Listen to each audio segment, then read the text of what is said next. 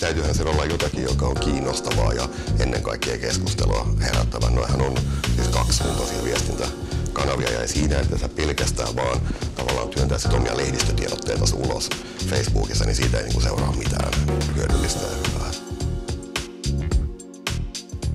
Se on niinku sekoitus sitä, että se on firman viestintää, jos on uusia tuotteita tai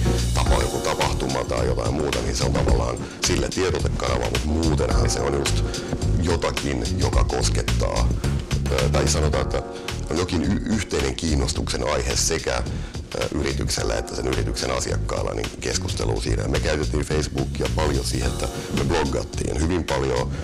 niin kuin aikaisemmin crowdsourcingista, pelillistämisestä, näistä niin kuin lähellä olevista niin kuin aiheista ja se käytettiin myös Facebookia näiden blogipostauksien levityskanavana ja sitä kautta sitten taas se tavoitti taas vähän eri porukkaa kuin pelkästään meidän oma blogi.